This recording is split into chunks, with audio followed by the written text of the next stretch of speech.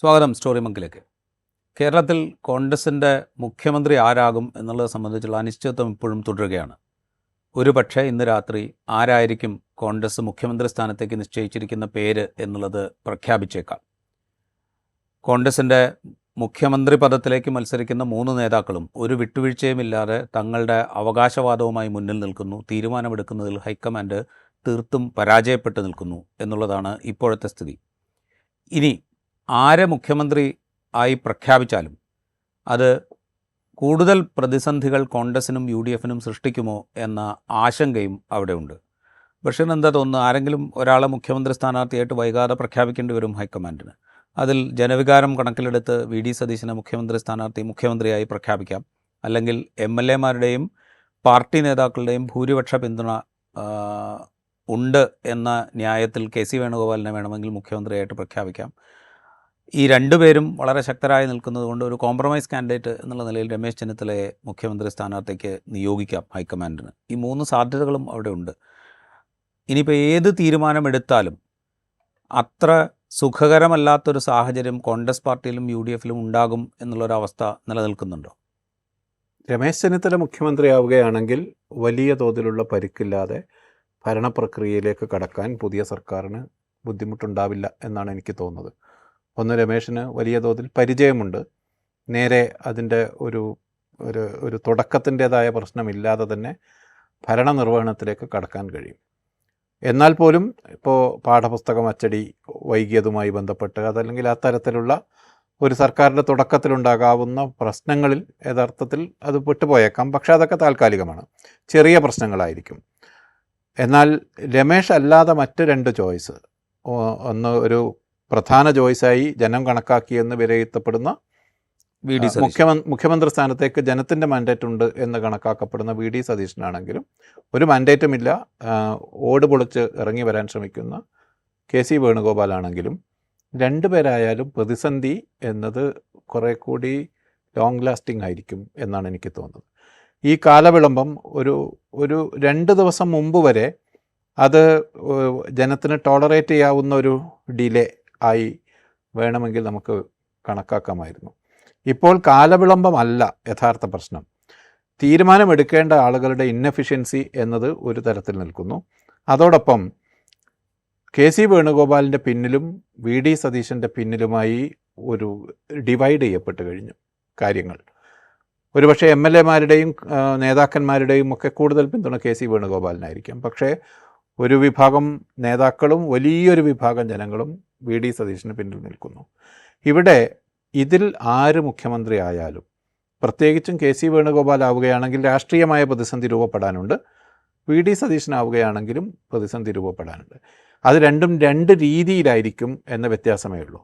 ഇപ്പോൾ VD സതീശൻ വരികയാണെങ്കിൽ അദ്ദേഹത്തിന് പാർട്ടിയുടെ പിന്തുണയില്ല എന്ന് ഇതിനകം വ്യക്തമായി കഴിഞ്ഞു. ദേശീയ നേതൃത്വത്തിൻ്റെ പിന്തുണയില്ല എന്ന് വ്യക്തമായി കഴിഞ്ഞു. ഭൂരിപക്ഷം MLA-മാർക്ക് അദ്ദേഹത്തോട് മമതയില്ല എന്ന് വ്യക്തമായി കഴിഞ്ഞു. അതേസമയം ഘടകകക്ഷികൾ അദ്ദേഹത്തിൻ്റെ കൂടെയുണ്ട്, പ്രത്യേകിച്ചും മുസ്ലിം ലീഗ് വളരെ സ്ട്രോങ് ആയി അദ്ദേഹത്തോടൊപ്പമുണ്ട് എന്ന് പറയുന്നു.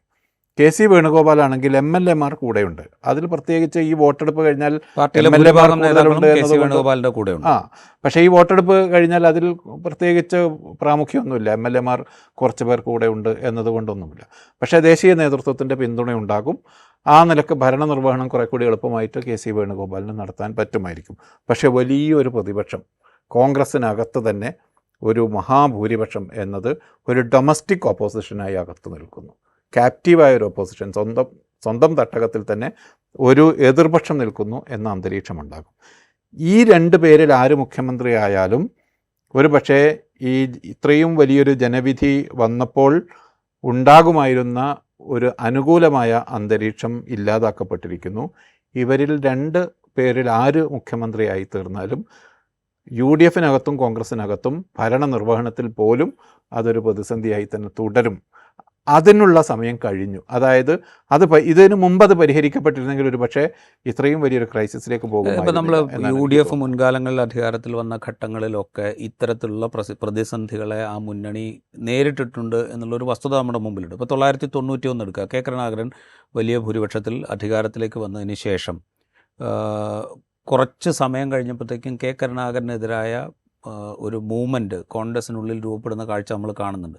അന്ന് വളരെ പരസ്യമായി തന്നെ കേരളത്തിൽ അങ്ങോളം ഇങ്ങോളം സഞ്ചരിച്ച് പാർട്ടി യോഗങ്ങൾ വിളിച്ച് പരസ്യമായി പ്രസംഗിച്ച് നടന്നിരുന്നു എ ഗ്രൂപ്പിലെ നേതാക്കൾ. അതിന് മുൻപന്തിയിൽ നിന്നിരുന്നത് ഉമ്മൻചാണ്ടിയായിരുന്നു. അത് അതിൻ്റെ ഒരു തുടർച്ചയിൽ പലവിധ ആരോപണങ്ങൾ വരുന്നു. ചാരക്കേസ് വരുന്നു, പാമോലിൻ കേസ് വരുന്നു. ഇങ്ങനെയുള്ള പലവിധ ആരോപണങ്ങളുടെ തുടർച്ചയിൽ കെ കരുണാകരൻ രാജിവെച്ച് എ.കെ. ആന്റണിക്ക് വഴിയൊരുക്കുന്ന കാഴ്ച നമ്മൾ കാണുന്നുണ്ട്. അപ്പോൾ അതിനുശേഷം ഇപ്പോൾ 2001 എടുത്തു കഴിഞ്ഞാൽ 2001 സമാനമായ പ്രതിസന്ധികളിലൂടെ UDFും കോൺഗ്രസും കടന്നു പോകുന്ന കാഴ്ച നമ്മൾ കാണുന്നുണ്ട്. കരുണാകരൻ എ.കെ. ആന്റണി മുഖ്യമന്ത്രിയാകുന്ന അതേ ദിവസം വിജയത്തിലേക്ക് നയിച്ച പാർട്ടി പ്രസിഡൻ്റായിരുന്ന തെന്നല ബാലകൃഷ്ണപിള്ളയെ മാറ്റിക്കൊണ്ട് കെ മുരളീധരനെ KPCCയുടെ പ്രസിഡൻ്റ് ആക്കിക്കൊണ്ടാണ് ആ എ.കെ. ആന്റണി മുഖ്യമന്ത്രി പദത്തിലേക്ക് പോകുന്നത്. എന്നാൽ മുഖ്യമന്ത്രി ആയതിനു ശേഷം കെ കരുണാകരൻ്റെ നേതൃത്വത്തിൽ എ.കെ. ആന്റണിക്കെതിരായ വലിയ ഉൾപാർട്ടി യുദ്ധങ്ങൾ നമ്മൾ കാണുന്നുണ്ട്. അപ്പോൾ ഇത് അപരിചിതമല്ല കോൺഗ്രസിനെ സംബന്ധിച്ച്. അതുകൊണ്ട് കോൺഗ്രസ് വലിയ തോതിൽ കേരളത്തിൽ ദുർബലപ്പെട്ടു പോയി എന്നൊന്നും പറയാൻ പറ്റില്ല. ഇത് അതുപോലൊരു സാഹചര്യമാണോ ഇപ്പോൾ ഉള്ളത്, അതോ അതിലും ഗുരുതരമായ ഒരു സാഹചര്യം ഇപ്പോൾ കോൺഗ്രസിനും UDFിനും ഇത്തരത്തിലുള്ള നേതൃപരമായ പ്രതിസന്ധികൾ ഉണ്ടാകുന്നത് ഒട്ടും പുതിയ കാര്യമല്ല എന്നതിൽ ഒരു സംശയവുമില്ല. ഒരുപാട് സംഭവ വികാസങ്ങൾ ഇതിനു മുമ്പ് ഉണ്ടായിട്ടുണ്ട്. പല കാര്യങ്ങളും തെരുവിലേക്ക് എത്തിയിട്ടുണ്ട്. പക്ഷേ അതിനേക്കാൾ വലിയൊരു മാഗ്നിറ്റ്യൂഡ് ഈ പ്രതിസന്ധിക്കുണ്ട് എന്നാണ് എനിക്ക് തോന്നുന്നത്. ഒന്ന്, ഈ കോൺഗ്രസ്സിലുണ്ടായ പ്രതിസന്ധികളെല്ലാം നേതൃതലത്തിലോ അതല്ലെങ്കിൽ ഒരു മിഡിൽ ലെവലിന് മേലെയോ നിലനിന്ന പ്രതിസന്ധികളാണ്. അടിത്തട്ടിൽ ജനം ഇറപ്റ്റ് ചെയ്യുന്ന ഒരു പ്രതിസന്ധി അല്ല യഥാർത്ഥത്തിൽ അതൊന്നും. ഇപ്പോൾ കരുണാകരൻ്റെ കാലത്ത് DIC രൂപീകരണത്തിലേക്ക് എത്തുന്ന പ്രതിസന്ധി പോലും ഈ ലെവലിലുള്ളതല്ല. ഇപ്പോൾ ഇതെന്താന്ന് പറഞ്ഞാൽ വളരെ കോൺക്രീറ്റായ സോളിഡായ ഐഡിയോളജിക്കലി അലൈൻഡായ ഒരു ജനവിധി വന്നിരിക്കുന്നു. കേരളത്തിൽ കഴിഞ്ഞ ഒരു 2 പതിറ്റാണ്ടിനിടയിൽ കേരളത്തിൽ വന്ന എല്ലാ ജനവിധിയും വർഗീയമായ ധ്രുവീകരണത്തിനെതിരായുള്ള ജനവിധിയാണ്. ഈ ജനവിധിയും യഥാർത്ഥത്തിൽ അത് തന്നെയാണ്. ഇതിൽ മറ്റെല്ലാ കാര്യങ്ങളും മാറ്റിവെച്ചാലും CPIM അതിൻ്റെ മതേതര ക്രെഡൻഷ്യൽസിൽ വെള്ളം ചേർക്കുന്നു എന്ന സംശയത്തിൽ നിന്നാണ് ഈ ജനവിധി തന്നെ ഉണ്ടായത് എന്നാണ് എനിക്ക് തോന്നുന്നത്. അവിടെ ആരാണോ അതിന് ഓപ്പോസിറ്റ് ഉണ്ടായിരുന്നത് അവരുടെ കൈകളിലേക്ക് ഭരണം പോകുന്നു എന്ന സാഹചര്യമാണ് KC വേണുഗോപാൽ വന്നാൽ സംഭവിക്കാൻ പോകുന്നത്. അതായത് വെള്ളാപ്പള്ളി നടേശനും NSSനുമെല്ലാം ഈ 3 പേരിൽ ഏറ്റവും സ്വീകാര്യനായത് KC വേണുഗോപാലാണ്. വേണുഗോപാൽ മുഖ്യമന്ത്രിയാകുന്നു എന്ന് പറഞ്ഞാൽ അത് ജനവിധിയെ അതിന് നേരെ ഓപ്പോസിറ്റ് ഡയറക്ഷനിൽ തിരിച്ചിടുക എന്നാണ്. പ്രത്യേകിച്ച് അധ്വാനമൊന്നും നടത്താതെ വോട്ടെടുപ്പ് കഴിഞ്ഞ് ജനവിധി വന്നതിന് ശേഷം ഈ ജനവിധിയെ അവർ കൊള്ളയടിച്ചെടുക്കുന്നു എന്ന സാഹചര്യമാണ്. കുറെ കൂടി സ്പെസിഫിക്കായി പറഞ്ഞാൽ അതിനെ ഒരു സംഘപരിവാർ ലീനിങ് പോലും ആ തീരുമാനത്തിനുണ്ടാകും ഭാവിയിൽ എന്ന കാര്യത്തിൽ സംശയമില്ല. അതുകൊണ്ട് KC വേണുഗോപാൽ വന്നാൽ ഉണ്ടാകാൻ പോകുന്ന പ്രതിസന്ധി എന്ന് പറയുന്നത് 2 തെരഞ്ഞെടുപ്പിനെ നേരിടണം എന്നത് മാത്രമല്ല, കേരളത്തിൽ ഒരു മണ്ഡലത്തിലും KC വേണുഗോപാലിന് ഈസി ആയിട്ട് ജയിച്ചു കയറാൻ കഴിയില്ല എന്ന കാര്യം സുവ്യക്തമാണ്. കാരണം അവിടെ വോട്ടർമാരായി വരാൻ പോകുന്നത് പാർട്ടി കേഡേഴ്സായിരിക്കും, പാർട്ടി പ്രവർത്തകരായിരിക്കും. അവർക്ക് വലിയ മേധാവിത്വമുള്ള മണ്ഡലങ്ങളുണ്ട് എന്നത് ശരിയാണെങ്കിൽ പോലും കേരളത്തിൽ ഏത് മണ്ഡലവും മാറിമറിയാം എന്ന് കഴിഞ്ഞ ആഴ്ച ജനം അറിയിച്ചു കൊടുത്തിട്ടേ ഉള്ളൂ. ഏറ്റവും സുരക്ഷിതമായ മണ്ഡലങ്ങൾ പോലും മാറിമറിയാം. പിണറായി വിജയന് 40,000-ൽ നിന്ന് പകുതിയിൽ താഴെയിലേക്ക് വോട്ട് കുറയാം, അല്ലെങ്കിൽ ഭൂരിപക്ഷം കുറയാമെന്ന്. ശൈല ടീച്ചർ വിജയിച്ച 60,000 വോട്ടിന് വിജയിച്ച മണ്ഡലത്തിൽ 3-1 തൃക്കരിപ്പൂർ മാറിമറിയുമെന്ന്. തളിപ്പറമ്പിലും പയ്യന്നൂരിലും ഇടതുപക്ഷ സ്ഥാനാർത്ഥി തോൽക്കുമെന്ന് തെളിയിച്ച തെരഞ്ഞെടുപ്പാണ്.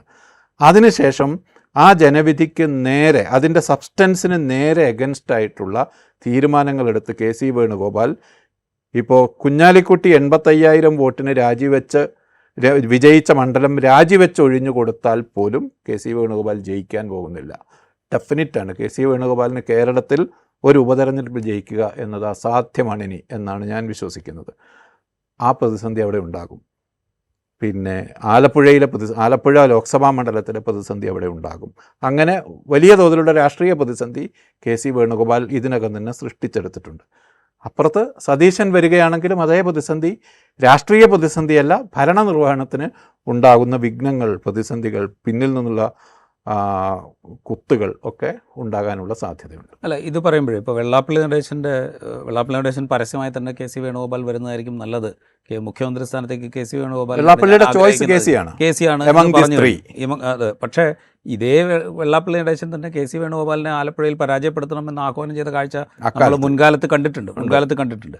പിന്നെ ഇതിനൊരു സംഘപരിവാർ സ്വഭാവം എന്ന് നമ്മൾ പറയുമ്പോൾ അത് ഒരു പാർട്ടി എന്നുള്ള നിലയ്ക്കോ ഒരു ലീഡർ എന്നുള്ള നിലയ്ക്കോ കെ സി വേണുഗോപാലിനെ നമ്മൾക്ക് അങ്ങനെ പ്ലേസ് ചെയ്യാൻ പറ്റുമോ എന്നുള്ള കാര്യത്തിൽ എനിക്ക് സംശയമുണ്ട്. വി ഡി സതീശനെ സംബന്ധിച്ച് വി ഡി സതീശൻ ഇപ്പോൾ വെള്ളാപ്പള്ളി നടേശൻ ഈ സമീപകാലത്ത് നടത്തിയ സകല വർഗീയ വിദ്വേഷം വമിക്കുന്ന പ്രസ്താവനകൾക്കെതിരെയും വളരെ കൃത്യമായൊരു നിലപാടെടുത്ത നേതാവാണ് എന്നുള്ള വസ്തുത അവിടെ നിൽക്കുകയാണ്. ബാക്കിയുള്ളവരാരും അതിനെക്കുറിച്ച് പറഞ്ഞിട്ടില്ല. ബാക്കിയുള്ളവരെല്ലാവരും അതിൽ നിന്ന് ഒഴിഞ്ഞു മാറാനാണ് ശ്രമിച്ചത്. വെള്ളാപ്പള്ളിയെ പിണക്കുന്നൊരു പ്രസ്താവന കെ സി വേണുഗോപാലിൻ്റെ ഭാഗത്തുനിന്നോ രമേശ് ചെന്നിത്തലയുടെ ഭാഗത്തുനിന്നോ പി ജെ കുര്യൻ്റെ ഭാഗത്തുനിന്നോ അങ്ങനെയുള്ള ഒരു കോൺഗ്രസ് നേതാവിൻ്റെ ഭാഗത്തുനിന്നും ഉണ്ടായിട്ടില്ല എന്നുള്ള വസ്തുത അവിടെ നിൽക്കുന്നുണ്ട്. NSS ജനറൽ സെക്രട്ടറിയുടെ കാര്യത്തിലാണെങ്കിൽ രമേശ് ചെന്നിത്തലയും NSS ജനറൽ സെക്രട്ടറിയും തമ്മിലുള്ള ബന്ധത്തെക്കുറിച്ച് നമുക്ക് നേരത്തെ അറിയാം. രമേശ് ചെന്നിത്തല ആഭ്യന്തരമന്ത്രി താക്കോൽ സ്ഥാനത്തേക്ക് കൊണ്ടുവരുന്നതിൽ NSS ജനറൽ സെക്രട്ടറി ആയിരുന്ന സുകുമാരൻ നായർ വഹിച്ച പങ്കിനെക്കുറിച്ച് നേരത്തെ മുതൽ തന്നെയുള്ള വിവരങ്ങൾ നമ്മളുടെ മുമ്പിലുണ്ട്.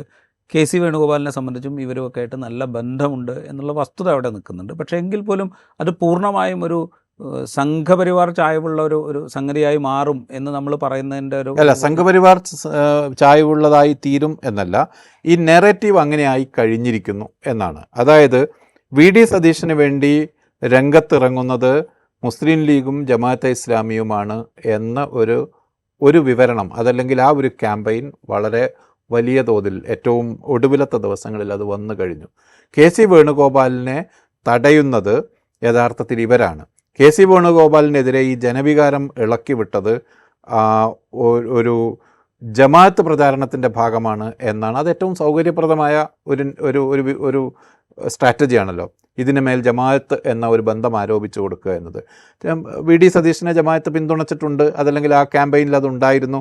ജമാഅത്തിൻ്റെ സതീശൻ്റെ കാര്യത്തിൽ ആ ക്യാമ്പയിന് കുറച്ചുകൂടെ ബലം കിട്ടുക എന്ന് പറഞ്ഞാൽ വി ഡി സതീശൻ മുൻകാലത്ത് ജമാഅത്തെ ഇസ്ലാമിയെക്കുറിച്ച് ജമാഅത്തെ ഇസ്ലാമിക മതരാഷ്ട്രവാദം ഇല്ലാതായി വി ഡി സതീശൻ സ്വയമേവ പറഞ്ഞിട്ടുണ്ട്. അപ്പോൾ അതുകൊണ്ട് ആ ഒരു ക്യാമ്പയിന് സ്വാഭാവികമായ ഒരു ബലം അല്ല, വി ഡി സതീശന് വേണ്ടി അവരുടെ മാധ്യമങ്ങൾ ശ്രമിക്കുന്നുമുണ്ട്, അതെല്ലാം ഉള്ളതാണ്. പക്ഷേ വി ഡി സതീശന് വേണ്ടി ശ്രമിക്കുന്നത് ജമാഅത്ത് മാധ്യമങ്ങൾ മാത്രമല്ല, ജമാഅത്തെ ഇസ്ലാമിയോ അവരുടെ മാധ്യമങ്ങളോ മാത്രമല്ല, ജമാഅത്ത് ആ പക്ഷത്താണ് എന്നേ ഉള്ളൂ. അതേസമയം വി ഡി സതീശന് വേണ്ടി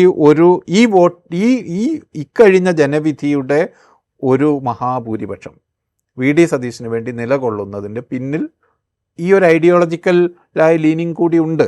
അവിടെ കെ സി വേണുഗോപാലിനെ തടയുന്നത് ഇന്ന കാരണം കൊണ്ടാണ് എന്ന ഒരു ക്യാമ്പയിനാണ് ഇപ്പോൾ തുടങ്ങി വച്ചിരിക്കുന്നത്. ഇത് മുന്നോട്ട് പോകും. വി ഡി സതീശൻ വന്നാൽ മറുപക്ഷത്ത് നമ്മൾ പ്രതിപക്ഷത്തുള്ളത് ആരാണ് എന്നാലോചിക്കണം.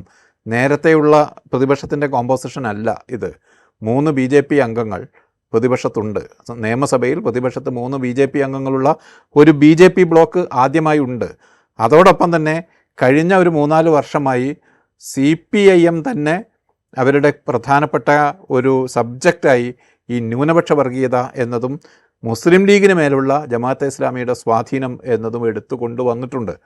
ഈ പശ്ചാത്തലത്തിൽ വി ഡി സതീശൻ മുഖ്യമന്ത്രിയായി വരികയാണെങ്കിൽ വരാൻ പോകുന്ന ഒരു പ്രചാരണത്തിൻ്റെ സ്വഭാവം എന്ന് പറയുന്നത്, അല്ലെങ്കിൽ അതിൻ്റെ ഡിവൈഡ് രൂപപ്പെടാൻ പോകുന്നത് ഇങ്ങനെ കമ്മ്യൂണൽ ലൈനിലായിരിക്കും, സാമുദായികമായ അല്ലെങ്കിൽ വർഗീയമായ ഒരു ലൈനിലായിരിക്കും ഇതിനെ ഡിവൈഡ് ചെയ്യാൻ പോകുന്നത്. ഈ അർത്ഥത്തിൽ ഈ രണ്ട് പക്ഷത്ത് നിന്നുകൊണ്ട് ഇതിനെ എന്താ പറയുക, ഇതിനെ പ്രൊമോട്ട് ചെയ്യാൻ ശ്രമിക്കുന്നുണ്ട് എന്നാണ് ഞാൻ. പ്രൊമോട്ട് ചെയ്യാൻ ശ്രമിക്കുന്നുണ്ട് എന്നുള്ളത് വളരെ വ്യക്തമാണ്. കാരണം വെച്ചാൽ ഇപ്പം ജമാഅത്തെ ഇസ്ലാമിയുടെ ഒരു നേതാവിൻ്റെ ഒരു പ്രസ്താവന വലിയ തോതിൽ പ്രചരിപ്പിക്കുന്നുണ്ട് കെ സി വേണുഗോപാലിനെ അനുകൂലിക്കുന്ന വിഭാഗം. അതായത് വി ഡി സതീശൻ മുഖ്യമന്ത്രിയായിരുന്നെങ്കിൽ ജനം തെരുവിലിറങ്ങണം. അതിൽ 2 കാര്യമുണ്ട്. വി ഡി സതീശന് വേണ്ടി തെരുവിലിറങ്ങണം എന്ന് പറയാൻ ജമാഅത്തെ ഇസ്ലാമിയുടെ ഷൂറ അംഗമായ ഒരാൾക്ക് തോന്നുന്നു. അത് വാർത്തയാകും എന്നറിഞ്ഞുകൊണ്ട് തന്നെയാണല്ലോ. അത് വളരെ പർപ്പസ്ഫുള്ളായി പറയുന്നത് തന്നെയാണ്. അങ്ങനെ പറയാൻ ജമാഅത്തെ ഇസ്ലാമി ഇപ്പോൾ അവിടെ ഉണ്ട് എന്ന പ്രശ്നമുണ്ട്. അതോടൊപ്പം ഒരു ഷൂറ അംഗത്തിൻ്റെ ജമാഅത്തിൻ്റെ ഒരു ഘടകകക്ഷിയോ പാർട്ടിയോ ഒന്നുമല്ല ജമാഅത്തിൽ ഇതിൽ ഔപചാരികമായി ജമാഅത്തിൽ ഇതിൽ ഒരിടത്തുമില്ല. പക്ഷേ അങ്ങനെയുള്ള ഒരാളുടെ ഒരു പ്രസ്താവന മുന്നിൽ വെച്ചുകൊണ്ട് ഇതാ വി ഡി സതീശൻ വരുന്നത് ഇവരുടെ ഇവർക്ക് അല്ല, വേണ്ടിയാണ്. അതിലും On സ്വാഭാവികമായ behalf ഒരു of them പ്രശ്നമുണ്ട്. ആണ് ഇപ്പോൾ ഇവരുടെ ജമാഅത്തെ ഇസ്ലാമി എന്ന് പറയുന്നത് ഒരു പൊളിറ്റിക്കൽ ഓർഗനൈസേഷൻ്റെ ഭാഗമായി നിൽക്കുന്ന ഒരു സംവിധാനമല്ല. ആ, അവർക്ക് അവരുടെ അവർക്കൊരു അഭിപ്രായം പറയാനുള്ള ഒരു സ്വാതന്ത്ര്യം ഉണ്ടല്ലോ. അതിൻ്റെ ജൂറാംഗമാണ് എന്നുള്ളതുകൊണ്ടോ, അല്ലെങ്കിൽ ആ പാർട്ടിയാണ് എന്നുള്ളതുകൊണ്ടോ, അല്ലെങ്കിൽ ആ വിഭാഗമാണ് എന്നുള്ളതുകൊണ്ടോ അവർക്ക് അവരുടെ അഭിപ്രായം പറയാമല്ലോ. കേരളത്തിൽ ആര് മുഖ്യമന്ത്രി ആവണം എന്നുള്ളത് സംബന്ധിച്ച് ഞങ്ങൾക്കിതാ ഇതാണ് അല്ല, അഭിപ്രായം എന്ന് അവർക്ക് പറയുന്ന അവരുടെ ഒരു അഭിപ്രായം പറയാം. അവരഭിപ്രായം പറയുന്നതിനെ ചൊല്ലി ഇതിൽ ഇന്ന അപകടമുണ്ട് എന്ന് മറ്റവർക്കും പറയാം. അത് തന്നെ സംഭവിക്കുന്നുള്ളൂ. ഒന്ന്, ജമാഅത്തെ ഇസ്ലാമിയുടെ ഒരു ഷൂറ അംഗം യഥാർത്ഥത്തിൽ വി ഡി സതീശൻ അധികാരത്തിൽ വന്നില്ലെങ്കിൽ തെരുവിലിറങ്ങണമെന്ന് ആഹ്വാനം ചെയ്യേണ്ട സാഹചര്യം നിലവിലില്ല. അങ്ങനെ ഒരു കാര്യമല്ലല്ലോ, മതവുമായി ബന്ധപ്പെട്ടതോ അത്തരം കാര്യങ്ങളല്ലല്ലോ. അപ്പോൾ ജമാഅത്തെ ഇസ്ലാമി വളരെ പർപ്പസ്ഫുള്ളായി അവരുടെ രാഷ്ട്രീയ ഇടപെടൽ നടത്തുന്നുണ്ട് എന്നതിന് തെളിവായി ഈ പ്രസ്താവം. പ്രതിപക്ഷത്തുള്ള ഏതൊരാളും മറുപക്ഷത്തുള്ള ഒരു സംഗതിയെ എടുത്ത് ഉപയോഗപ്പെടുത്തുന്നല്ലേ ചെയ്യുക. അതപ്പുറത്ത് ചെയ്യുന്നു എന്ന് കണ്ടാൽ മതി. ഞാൻ പറയാൻ ശ്രമിക്കുന്നത് മതപരമായ ഡിവൈഡിലേക്ക് ഈ പ്രതിസന്ധിയെ, മുഖ്യമന്ത്രി ആരാകണം എന്ന പ്രതിസന്ധിയെ മുസ്ലിം നോൺ മുസ്ലിം അമുസ്ലിം അല്ലെങ്കിൽ മുസ്ലിം വിരുദ്ധ ഡിവൈഡിലേക്ക് കൊണ്ടുപോയി തുടങ്ങിയിരിക്കുന്നു. അതിൽ ഒരു പക്ഷത്ത് സംഘപരിവാറുണ്ട്, മറുപക്ഷത്ത് ജമാഅത്ത് ഇസ്ലാമിയുമുണ്ട്. ആ രൂപത്തിലേക്ക് ഈ പ്രതിസന്ധിയെ എന്താ ഈ പ്രതിസന്ധി എങ്ങനെ പോയാലും ആ രൂപത്തിലേക്കാണ് വളരാൻ അല്ല, പോകുന്നത്. ഒരു രാഷ്ട്രീയ പാർട്ടിയുടെ 63 സീറ്റ് നേടിയ കോൺഗ്രസിൻ്റെ ഒരു ആഭ്യന്തര തർക്കം എന്ന് വേണമെങ്കിൽ നമുക്കിതിനെ പറയാം. ഇപ്പോഴും അങ്ങനെ തന്നെയാണത്. കാരണം ആ പാർട്ടിയാണ് തീരുമാനിക്കേണ്ടത് ആര് മുഖ്യമന്ത്രി ആകണം എന്നുള്ളത്. ജനവികാരം വി ഡി സതീശന് അനുകൂലമാണ് എന്നുള്ള കാര്യത്തിൽ ആർക്കും തർക്കം ഉണ്ടാകാൻ സാധ്യതയില്ല. ഈ തർക്കിക്കുന്ന ആളുകൾക്ക് പോലും അല്ലെങ്കിൽ കെ സി വേണുഗോപാലിൻ്റെ പക്ഷത്ത് നിൽക്കുന്ന നേതാക്കൾക്കും MLA-മാർക്കും പോലും സംശയമുണ്ടാകാൻ വഴിയില്ല. ഈ തെരഞ്ഞെടുപ്പ് നയിച്ചത് വി ഡി സതീശനാണ്, വി ഡി സതീശൻ്റെ പക്ഷത്താണ് ജനവികാരം എന്നുള്ളത്. അതിലൊന്നും അവർക്ക് സംശയം ഉണ്ടാകാൻ സാധ്യതയില്ല. പക്ഷേ എങ്കിൽ പോലും അവർ കൂടുതൽ പിന്തുണയ്ക്കുന്നത് കെ സി വേണുഗോപാലിനാണ്. പാർട്ടി സംവിധാനത്തിൽ കുറേ കൂടെ ഇടപെട്ടത് കെ സി വേണുഗോപാലാണ് എന്ന ന്യായമായിരിക്കാം ഒരുപക്ഷെ അവർ പറയുക. അപ്പോൾ ആ നിലയ്ക്ക് ഇതൊരു കോൺഗ്രസിൻ്റെ ആഭ്യന്തര തർക്കം മാത്രമായി നിന്നിരുന്നൊരു സംഗതി അതിൽ നിന്ന് മാറി കുറേ കൂടെ ഒരു വർഗീയ സ്വഭാവത്തിലേക്ക്, ആ സ്വഭാവമുള്ള പ്രചരണങ്ങളിലേക്ക് മാറിക്കൊണ്ടിരിക്കുന്നു എന്ന് പറയുന്നൊരു അപകടം അവിടെയുണ്ട്. അതവിടെ ഉണ്ടായിരിക്കെ തന്നെ ഞാൻ ചോദിക്കുന്നത്, കോൺഗ്രസ് എന്ന് പറയുന്ന പാർട്ടിയെ ഏത് വിധത്തിലായിരിക്കും ദുർബലപ്പെടുത്തുക എന്നുള്ളൊരു പ്രശ്നമുണ്ടല്ലോ. ഞാൻ നേരത്തെ ചൂണ്ടിക്കാണിച്ച 1991-ലെയും 2001-ലെയും നമ്മൾ ഈ രാഷ്ട്രീയം സൂക്ഷ്മമായി പഠിക്കാൻ തുടങ്ങുന്ന കാലത്തെ ഉദാഹരണങ്ങളാണ് ഞാൻ 2 ചൂണ്ടിക്കാണിച്ചത്. ഈ 2 ഘട്ടങ്ങളിലും ഭരണത്തിലേറി കുറച്ച് കാലം കഴിഞ്ഞതിന് ശേഷം മാത്രമാണ് ഈ തർക്കങ്ങളിലേക്കൊക്കെ പോകുന്നത്. അല്ലെങ്കിൽ ഈ പറയുന്ന അഭിപ്രായ വ്യത്യാസങ്ങൾ പരസ്യമായി പ്രകടിപ്പിക്കപ്പെടുകയോ നേതൃമാറ്റം ആവശ്യപ്പെടുകയോ ഒക്കെ ചെയ്യുന്നത് കുറേ കഴിഞ്ഞതിന് ശേഷം മാത്രമാണ്. ഇവിടെ തുടക്കത്തിൽ തന്നെ ആ പ്രശ്നത്തിലേക്ക് എത്തിയിരിക്കുന്നു. അതായത് ആര് നേതാവായാലും അവർക്കെതിരെ ഇപ്പുറത്ത് വലിയ ശക്തമായ ഒരു ആഭ്യന്തര പ്രതിപക്ഷം പാർട്ടിക്കുള്ളിൽ തന്നെ ഉണ്ടാകും എന്നുള്ളൊരു സിനാരിയോ അവിടെ ക്രിയേറ്റ് ചെയ്യപ്പെട്ടിരിക്കുന്നു എന്നുള്ളൊരു പ്രശ്നമുണ്ട്. രണ്ടാമത്തെ കാര്യം, ഇപ്പോൾ CPM-ലെ പോലെയോ അല്ലെങ്കിൽ ഇടതുപക്ഷത്തെ പോലെയോ ആയിരിക്കില്ല ഒരു പക്ഷേ കോൺഗ്രസ്സിലുണ്ടാകുന്ന ഈ ചേരിതിരിവ് പ്രതിഫലിക്കുക. നമ്മളത് മുൻകാലത്ത് കണ്ടിട്ടുണ്ട്.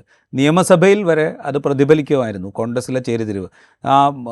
ആ ചേരിതിരിവ് വളരെ പ്രകടമായി തന്നെ പ്രകടിപ്പിച്ചുകൊണ്ടാണ് നിയമസഭയിൽ പോലും MLA-മാരൊക്കെ പ്രസംഗിക്കുകയോ പ്രവർത്തിക്കുകയോ ചെയ്യുന്ന കാഴ്ച നമ്മൾ മുൻകാലത്ത് കണ്ടിട്ടുണ്ട്. അവർ പുറത്തും അത് പ്രകടിപ്പിച്ചിട്ടുണ്ട്. അപ്പോൾ ഈ ഒരു സിനാരിയോ ഇവിടെ പുതിയൊരു സർക്കാർ വരുന്ന ഘട്ടത്തിൽ തന്നെ ഉണ്ടാകുന്നു. അത് കോൺഗ്രസിനെ ഏത് തരത്തിൽ ബാധിക്കും? ഇതിൽ ഇപ്പോൾ രാഷ്ട്രീയത്തിൽ തലമുറ മാറ്റം എന്നത് കാലാവസ്ഥാ വ്യതിയാനം പോലെയുള്ള ഒരു സംഗതി ആർക്കും തടയാൻ കഴിയില്ല. തലമുറ മാറ്റം രാഷ്ട്രീയത്തിലും സംഭവിച്ചിരിക്കും. വി ഡി സതീശൻ പുതിയ തലമുറയുടെ നേതാവായി രൂപപ്പെട്ടു വന്നിരിക്കുന്നു. യഥാർത്ഥത്തിൽ കേരളത്തിൽ കോൺഗ്രസിനകത്ത് പുതിയ തലമുറയുടെ നേതാവായി രൂപപ്പെട്ടു വരുമെന്ന് പറയപ്പെട്ടത് ഷാഫി പറമ്പിലാണ്.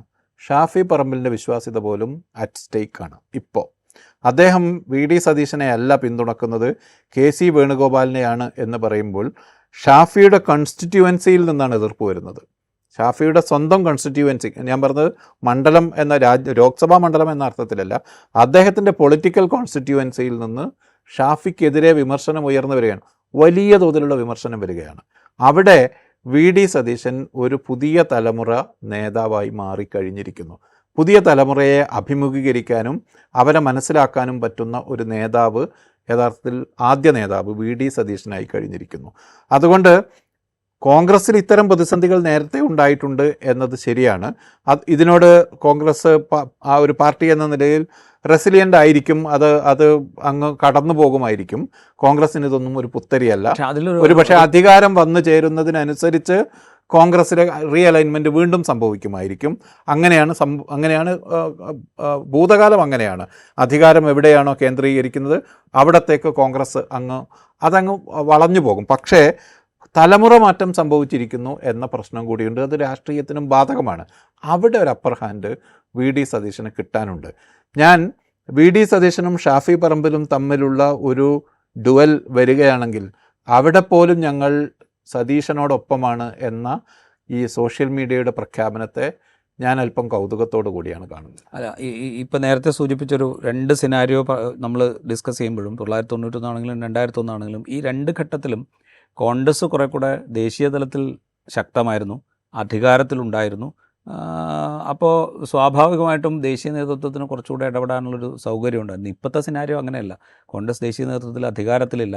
കോൺഗ്രസിൻ്റെ ദേശീയ നേതൃത്വം തന്നെയും കേരളത്തെ കൂടുതലായി ആശ്രയിച്ചുകൊണ്ടിരിക്കുന്ന ഒരു സാഹചര്യമാണ്. കേന്ദ്ര സർക്കാർ പ്രതിപക്ഷം ഭരിക്കുന്ന സംസ്ഥാനങ്ങളെ പലതരത്തിൽ സാമ്പത്തികമായി വേട്ടയാടാൻ ശ്രമിക്കുന്നതിൻ്റെ ഉദാഹരണങ്ങൾ നമ്മളുടെ മുമ്പിലുണ്ട്. അതിൻ്റെ ഏറ്റവും ക്ലാസിക്കായ എക്സാമ്പിൾ പുതിയ സർക്കാർ അധികാരം ഏറ്റെടുത്തതിൻ്റെ തൊട്ട് പുറകെ PM ശ്രീ അടക്കമുള്ള പദ്ധതികൾ അതിൽ ഒപ്പുവയ്ക്കാൻ പറഞ്ഞുകൊണ്ടുള്ള കത്ത് കേന്ദ്രത്തിൽ നിന്ന് സംസ്ഥാനങ്ങൾക്ക് കിട്ടി. തമിഴ്നാട് കിട്ടി, കേരളത്തിന് കിട്ടി, വെസ്റ്റ് ബംഗാളിന് കിട്ടി. 3 സ്റ്റേറ്റാണ് അതിൽ നിന്ന് മാറി നിന്നിരുന്നത്. അപ്പോൾ അവർക്ക് 3 പേർക്കും ഈ കത്ത് കിട്ടി. ഇതിലൊക്കെ തീരുമാനങ്ങൾ എടുക്കേണ്ടി വരും പുതുതായി അധികാരത്തിലിരുന്ന സർക്കാരിന്. അപ്പോൾ അവരെന്ത് തീരുമാനമെടുത്താലും അതിലൊക്കെ വിമർശനങ്ങൾ ഉന്നയിക്കാനും അല്ലെങ്കിൽ അതിനൊക്കെ എതിർക്കാനും പാകത്തിന് സ്വന്തം പാളയത്തിൽ തന്നെ ആളുകളുണ്ടാവും എന്നുള്ളൊരു ക്രൈസിസ് ആര് മുഖ്യമന്ത്രിയായാലും. അതാണ് ഞാൻ പറഞ്ഞത്. കോൺഗ്രസിനകത്ത് ഡൊമസ്റ്റിക് ആയൊരു പ്രതിപക്ഷം രൂപപ്പെട്ട് കഴിഞ്ഞത് കോൺഗ്രസിൽ നേരത്തെ തന്നെ ഉള്ളതാണ്. ഇൻറ്റേർണലായൊരു പ്രതിപക്ഷം അതിനകത്തുണ്ടാവും. അതിലെ ഗ്രൂപ്പ് ഇക്വേഷനാണ് അതിനെ മുന്നോട്ട് കൊണ്ടുപോകുന്നത്. പക്ഷേ ഇവിടെ മന്ത്രിസഭാ രൂപവൽക്കരണത്തിന് മുമ്പ് തന്നെ അത് സാധിച്ചെടുത്തിരിക്കുന്നു കോൺഗ്രസ് എന്നതാണ്. അതിനകത്ത് തന്നെ ആര് വന്നാലും അതിൽ ഏറ്റവും കുറവ് പ്രശ്നങ്ങളുണ്ടാവുക ഒരുപക്ഷെ ഇപ്പോഴത്തെ സാഹചര്യത്തിൽ രമേശ് ചെന്നിത്തല മുഖ്യമന്ത്രിയായാൽ മറ്റ് 2 പക്ഷവും തമ്മിലുള്ള വൈരം എന്നത് കുറച്ച് സബ്ഡ്യൂഡായി പോകാനുള്ള സാധ്യത കുറച്ച് കാലത്തേക്കെങ്കിലും അത് ഇല്ലാതിരിക്കും. വേറെ ഏത് തരത്തിൽ ഇതിൻ്റെ ഒരു രൂപവൽക്കരണം നടന്നാലും വലിയ തോതിലുള്ള പ്രതിസന്ധി, അത് പ്രത്യേകിച്ച് CPM BJP ഒന്നും ഇടപെടാതെ തന്നെ കോൺഗ്രസ്സിനകത്ത് തന്നെ ഒരു പ്രതിസന്ധി ജനറേറ്റ് ചെയ്യുന്ന ഒരു സംവിധാനം രൂപപ്പെട്ട് കഴിഞ്ഞിട്ടുണ്ട്. എന്തായാലും നമുക്ക് കാത്തിരുന്ന് കാണാം ഇന്ന് മുഖ്യമന്ത്രി പ്രഖ്യാപനം ഉണ്ടാകുമോ എന്നുള്ളത്. ഇനി ആര് മുഖ്യമന്ത്രി സ്ഥാനത്തേക്ക് വന്നാലും വലിയ പ്രതിസന്ധികൾ ആ മുഖ്യമന്ത്രിയെയും അദ്ദേഹം നയിക്കുന്ന മന്ത്രിസഭയെയും കാത്തിരിക്കുന്നു എന്ന വസ്തുത അവിടെ ഉണ്ട്. അത് ആഭ്യന്തരമായി പാർട്ടിക്കുള്ളിൽ നിന്നോ മുന്നണിക്കുള്ളിൽ നിന്നോ ഉണ്ടായി വരുന്ന വിമർശനങ്ങളോ എതിർപ്പുകളോ മാത്രമല്ല, കേന്ദ്രം ഭരിക്കുന്ന സർക്കാർ മുന്നിൽ വെച്ചു കൊടുക്കുന്ന വലിയ പ്രതിസന്ധികളെ എങ്ങനെ കൈകാര്യം ചെയ്യും, എങ്ങനെ കൈകാര്യം ചെയ്താലും വിമർശനം ഉണ്ടാകാനുള്ളൊരു സാധ്യത അവിടെ അവശേഷിക്കുന്നുമുണ്ട്. അങ്ങനെ വലിയ പ്രതിസന്ധികളാണ് ആര് മുഖ്യമന്ത്രിയായാലും കേരളത്തിൻ്റെ പുതിയ മന്ത്രിസഭയെ കാത്തിരിക്കുന്നത് എന്ന വസ്തുത നമ്മുടെ മുമ്പിലുണ്ട്. ഈ എപ്പിസോഡ് ഇവിടെ പൂർത്തിയാവുന്നു. മറ്റെപ്പിസോഡുമായി വീണ്ടും കാണാം.